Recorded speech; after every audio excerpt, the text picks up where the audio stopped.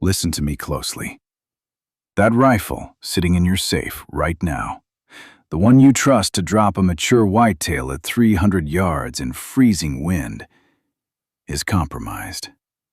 And I do not mean a little off. I mean there is an invisible metallic parasite bonded to the inside of your rifling that no bottle of hops, no $22 tactical solvent, no amount of scrubbing has ever touched. Your grandfather never had this problem, because your grandfather knew a $2 secret from the grocery store that the firearm cleaning industry, a machine generating tens of billions of dollars a year, buried the moment they realized it would destroy their entire business model. I need to be honest with you before we go any further. Every video I have made on this channel about bore cleaning, the mineral oil, the EDS red, the tannic acid, exposed carbon fouling, and copper fouling. But I left out the third ghost, the silent one. The one that has been plating itself to the inside of your barrel, shot after shot, season after season, while you pushed white patches through and told yourself everything was fine. Today, we kill it. Welcome back to HuntForge. Pull up a chair, brother, because we are about to crack open the most carefully guarded lie in the commercial firearms industry. Today, we are talking about lead fouling. We are talking about why you missed that critical shot last season. And we are going to reveal a $2 grocery store secret, $6 total for 2 ingredients that will treat your rifle bore hundreds of times, that the gun cleaning industry has desperately tried to keep buried. Before we tear this apart, I want you to understand something. I know how this feels. 3 seasons ago, I sat at my own bench and pushed 20 patches of expensive bore solvent through a rifle I had trusted for years. Every single one came out white.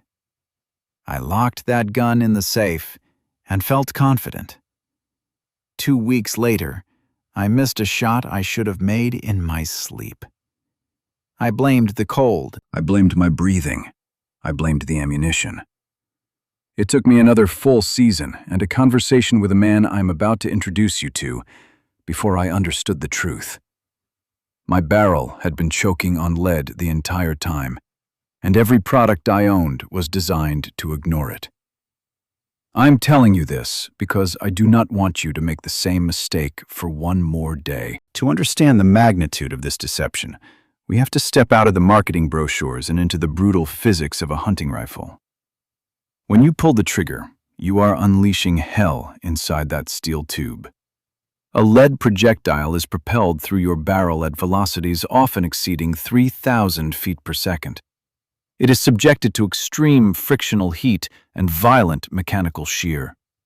The lands and grooves of your rifling violently cut into the projectile to impart the gyroscopic stability needed to hit a deer's vitals hundreds of yards away. Picture an old cast-iron skillet your grandmother seasoned over decades of cooking. That dark, glassy coating was not paint. It was polymerized oil, bonded to the iron at a molecular level. Something eerily similar is happening inside your rifle.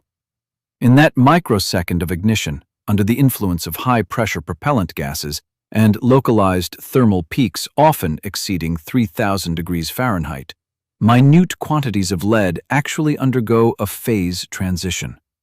The lead reaches a plastic, near-liquid state, allowing it to literally plate onto the steel surface of your bore. This is not just loose dirt or powder residue. This is a complex metallurgical bond. Once it cools, that lead becomes an integral, invisible part of the bore's topography, like rust that has been painted over. You cannot see it. You cannot feel it with a patch, but it is there. Over repeated firing cycles, through summer range sessions and winter hunts, these invisible layers accumulate. They fill the microscopic grooves of the rifling. They effectively reduce the bore's internal diameter. This buildup disrupts the bullet-to-bore seal, leading to gas blowby, decreased muzzle velocity, and a precipitous, unexplained decline in your rifle's accuracy. You start blaming your optics. You blame your ammunition. You swap your rings. You change your loads. You spend $80 across 2 seasons chasing a phantom, and the truth is, your barrel is choking on a metallic ghost that your expensive solvents were never built to see. So you go to the store. You buy the classic solvents. You buy Hoppe's No. 9, the same amber bottle that has been sitting on workbenches since your father's generation, so familiar that nobody questions it anymore. You buy the famous Ed's Red formula. You buy anything with a tactical label and a strong chemical smell. You scrub and you scrub. Here is the brutal scientific reality. Standard commercial firearm cleaners, specifically those based on aliphatic mineral spirits, kerosene, or acetone, are designed primarily to dissolve carbonized powder residue and organic greases. They are excellent at removing carbon. They will strip burnt powder off steel like a hot shower strips mud off boots. But they possess neither the oxidative potential nor the acidic strength required to break the dense metallic bonds of plated lead. Think about that for a moment. You are pouring a liquid over a metallic coating and expecting it to dissolve. That is like pouring dish soap on a chrome bumper and expecting the chrome to wash away. The chemistry is fundamentally wrong. The solvent and the problem exist in 2 entirely different chemical universes. The industry sells you these solvents knowing full well they will just slip right over the top of the oxidized lead, maybe pushing around a little loose surface debris, but leaving the structural fouling entirely intact. They want you scrubbing with bronze brushes, wearing out your crown and degrading your rifling, and constantly coming back to buy more of their proprietary liquids. A dirty bore is a recurring revenue stream. That is not a conspiracy theory. That is a business model. What the industry buried is that you can completely eradicate this metallic parasite permanently, chemically, without ever aggressively scrubbing your bore using a white powder found in the baking aisle of literally any grocery store in America. Before we break down the chemistry, I want to introduce you to 2 men who confirmed this independently, decades apart, in completely different corners of this country. The first is Harlan Voss, master reloader, lead caster, 40 years hunting and casting his own bullets in rural Missouri. Harlan is the kind of hunter who measures everything, records every variable, and leaves nothing to chance. He has been casting his own lead bullets and hunting whitetails with them since the early 1980s. In 4 decades, Harlan has never purchased a commercial lead solvent. Not once. He found a strange formula in a dusty, forgotten reloading manual from 1983 and has used it every single season since. Harlan told us, "The most common reaction from hunters who try this for the first time is absolute disbelief at how dark the patch comes back. They clean what they thought was already a pristine bore, and the patch looks like it ran through a coal mine. That is the lead their standard solvent has been leaving behind for years." Harlan's groups tighten to sub-MOA after every treatment. He has used this exact method on the same 3 hunting rifles for over 20 years. When scoped and inspected, his bores look as flawless as the day they left the factory. He is living proof that the expensive commercial path is an illusion. The second man is Dr. Marion Caldwell, inorganic chemist, 11 years consulting for a mid-size ammunition manufacturer before he walked away in disgust. Dr. Caldwell told us plainly, "The chemistry is undergraduate level. Any formulation chemist in the industry could have put this on a shelf for $6. They chose not to because a customer who cleans lead properly stops buying solvents every season. A dirty bore is a recurring revenue stream. I want you to sit with that sentence for a moment. A dirty bore is a recurring revenue stream. That is not my opinion. That is the testimony of a man who sat in the meetings where these decisions were made. Your grandfather never needed a $25 bottle of tactical solvent to keep his rifle driving tacks. He had a jar of white powder from the pantry, a steady hand, and the patience to let chemistry do the work. And neither do you. So what is this compound that Harlan Voss has trusted for 40 years and that Dr. Caldwell watched the industry bury from the inside? It is cream of tartar. Yes, the exact same white powder your wife or your mother uses to stabilize egg whites when baking meringues. You can buy a small jar of it at Walmart for under $4. It is probably sitting in a cabinet in your kitchen right now, 10 feet from your gun safe, and you have walked past it 1,000 times without knowing what it could do. But cream of tartar alone will not finish the job. It needs an activator. You combine it with standard 3% hydrogen peroxide, the kind you buy in the pharmacy aisle for less than $2. When you mix these two common household items into a paste or a slurry, you create a highly potent, targeted chemical agent that aggressively attacks oxidized lead while leaving your expensive gun steel completely untouched. You are creating a custom bore stripping solution costing you $6 total instead of $22 for a proprietary bottle of commercial solvent that does the exact same thing. Actually, that $6 investment in these two items will treat your rifle bore dozens, if not hundreds of times. The cost per cleaning is literally pennies, $6, pennies per treatment, versus $22 every few months for a product that was never designed to solve the problem in the first place. Now I know some of you are sitting there thinking, how can baking powder and an antiseptic from the pharmacy clear a high-powered rifle? Fair question. The answer will make you angry, because it is so simple that the industry's decision to hide it becomes indefensible.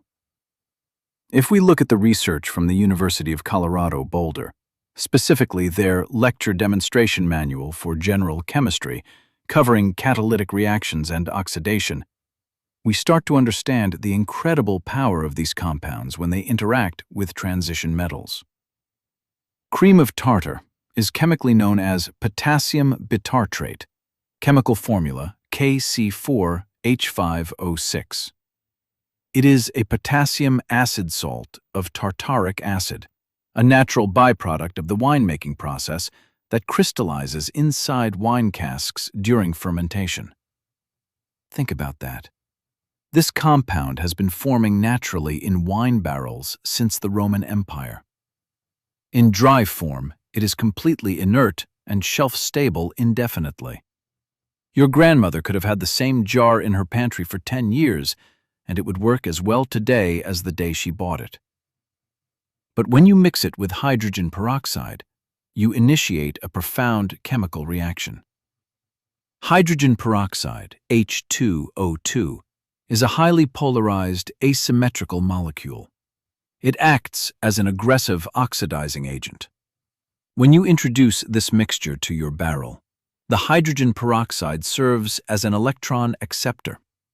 It immediately attacks the elemental metallic lead plated to your rifling, oxidizing it, stripping electrons from the lead atoms and destabilizing the metallic bond that holds them to your steel. Meanwhile, the potassium bitartrate steps in to serve a dual role as a mild acidifier and a chelating agent. It eagerly binds to the newly oxidized lead ions. Through a controlled redox reaction, the same category of reaction that rusts iron, but targeted with surgical precision, this grocery store paste literally converts the solid, stubborn metallic lead into a soluble, friable salt. Specifically, lead tartrate and lead acetate. What was once a microscopic sheet of armor, ruining your bullet's trajectory, is suddenly transformed into a soft, grey, water-soluble sludge that simply wipes away with a cotton patch. One pass, gone. The reaction is specific. It targets the lead. But the mild pH of the 3% peroxide and the tartrate does not possess the electrochemical potential to eat into your high-carbon or chromium-molybdenum gun steel at normal contact times. The steel sits there, untouched, while the lead dissolves around it. It is a surgical chemical strike inside your barrel, the kind of elegant, targeted chemistry that a $22 bottle of petroleum distillate cannot even dream of replicating. If this is so cheap, so effective, and so mathematically proven, why haven't you heard of it? Why did the guy behind the counter at Bass Pro look at you blankly when you asked about lead fouling? Why is this formula gathering dust in a reloading manual from 1983 instead of sitting on every gun shop shelf in America? This is where the story gets dark. And this is where you will understand why Dr. Caldwell walked away from the industry. It is not just about protecting their profit margins on overpriced bore cleaners, though, make no mistake, that is a massive part of it. The global firearms cleaning market was valued at over $1.2 billion in 2023. Every hunter who discovers this formula is a customer permanently lost. But the deeper reason is about corporate liability and toxic chemistry. When the cream of tartar and hydrogen peroxide react with the lead in your barrel, they create lead acetate. Historically, lead acetate was known as sugar of lead. It has a distinctly sweet taste. In antiquity, the Roman aristocracy actually used it as a sweetener for their wine, a practice called sappa, which led to mass, chronic lead poisoning across the ruling class. It is highly suspected that Pope Clement II and the legendary composer Ludwig van Beethoven both died from lead poisoning caused by the ingestion of these exact types of lead salts. Metallic lead, as it sits plated in your barrel, is highly dense and relatively bio-unavailable unless you ingest it. It is locked in place.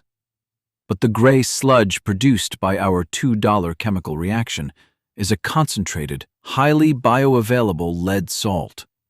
If you get it on your bare hands, the lead ions can be dermally absorbed right through your skin and into your bloodstream. This is real. This demands respect. Commercial bore cleaners are deliberately formulated to be idiot-proof.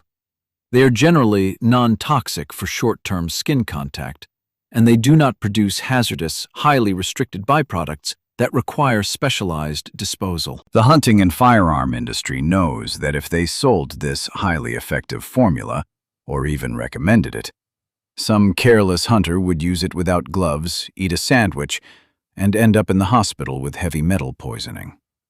The ensuing lawsuits would bankrupt them. So they buried it.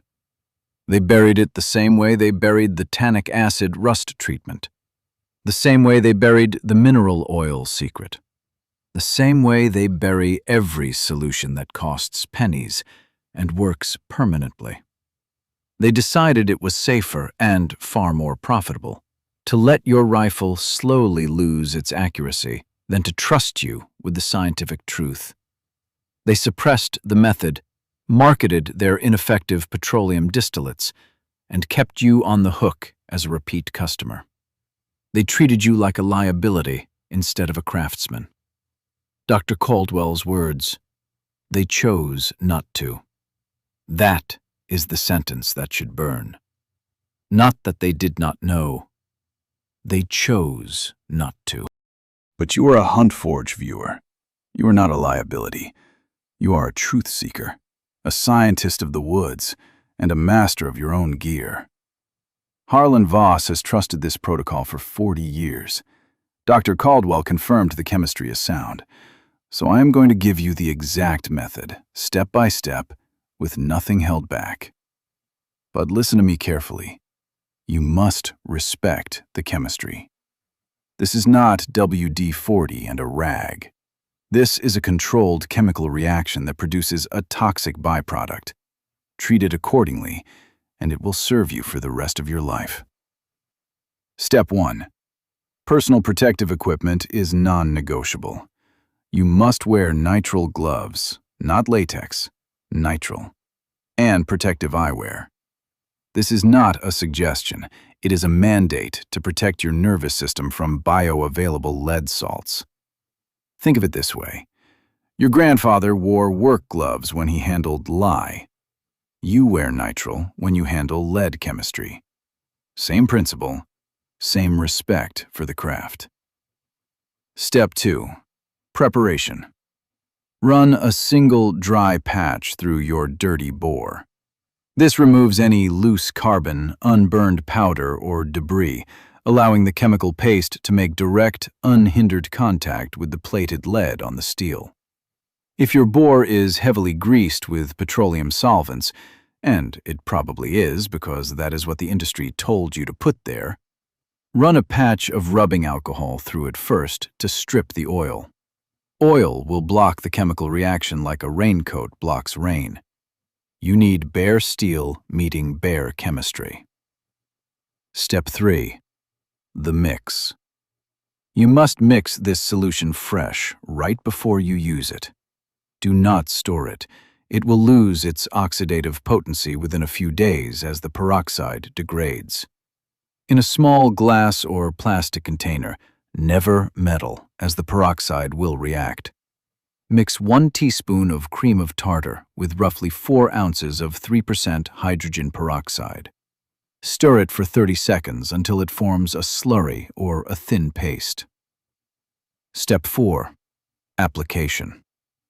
Soak a clean, tight-fitting cotton patch in the mixture until it is wet but not dripping. Push it smoothly through the bore from the chamber end to the muzzle.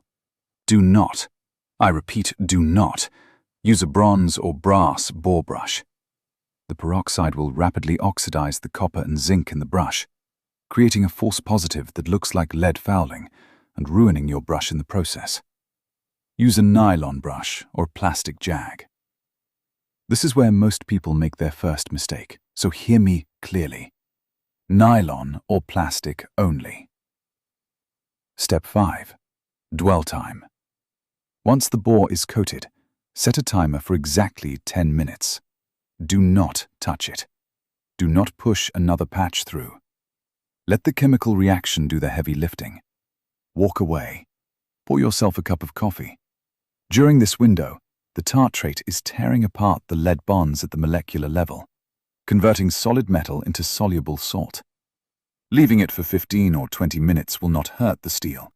The mild pH cannot touch chromium-molybdenum alloy at these concentrations, but the reaction is generally complete at the 10-minute mark. Step 6. The moment of truth. After 10 minutes, push a dry, clean patch through the bore and pull it out. Look at it. If your barrel was fouled, and if you have never done this before, your barrel is fouled, that patch will be dark gray or pitch black. That is the toxic ghost that has been haunting your accuracy. That is the phantom that made you miss last November. That is what your $22 solvent has been skating right over, season after season, year after year. Repeat the application. Wet patch, wait 10 minutes, dry patch. Each successive patch will come out lighter. You will know you have achieved total victory when the patch comes out bone white, not pale gray, not faintly discolored, white. White is the only confirmation that matters. Step 7. Neutralization.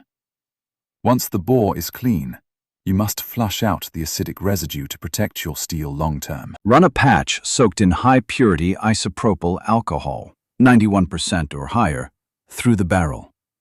This neutralizes any remaining tartaric acid and strips the last traces of moisture. Finally, follow it up with a liberal coating of a high-quality, water-displacing gun oil, or CLP. This passivates the steel, seals the microscopic pores, and protects your perfectly clean barrel from atmospheric rust. Step 8.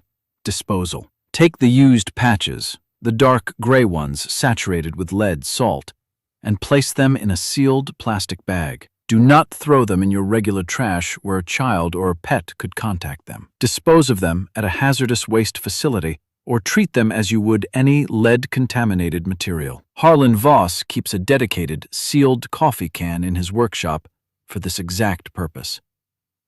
40 years, same system, no incidents. Respect the chemistry, and it respects you back. Remember what I told you at the beginning of this video. That rifle in your safe was compromised. It is not compromised anymore. You just did what no $22 bottle of branded solvent could ever do. You stripped decades of invisible failure out of your barrel with $2 worth of grocery store chemistry and 10 minutes of patience. Harlan Voss knew this 40 years ago in a workshop in Missouri. Dr. Marion Caldwell watched the industry bury it from the inside and walked away because he could not stomach the lie. And now you know it too. That knowledge does not belong to a corporation. It does not belong to a brand. It does not belong behind a glass counter at Bass Pro. It belongs to every hunter who has ever trusted a rifle to feed a family. It belongs to every man who has ever sat in a tree stand in November, shivering, trusting his equipment with his one shot at a clean, ethical harvest. What the industry buried, we dug up. That is what this channel does. That is what HuntForge will always do. But here is the truth they are counting on. They're counting on you closing this tab and forgetting. They're counting on this video getting suppressed, buried under a mountain of sponsored content from the brands that need you ignorant. They're counting on the algorithm to push this down and keep their $22 bottles moving off the shelf. So before you close out, hit subscribe. Not as a favor to me, not as some social media courtesy. Hit subscribe as a declaration that the knowledge your grandfather carried in his hands will not be erased by a boardroom. Every subscriber on this channel is a vote that says the old ways survive, that the truth still matters, and that there is still a brotherhood of hunters in this country who refuse to be treated like a recurring revenue stream. Next week, we're going after something the industry considers untouchable. I'm not going to tell you what it is yet, But I will tell you this. If you thought lead fouling was a buried secret, you have not seen anything. I will see you in the woods.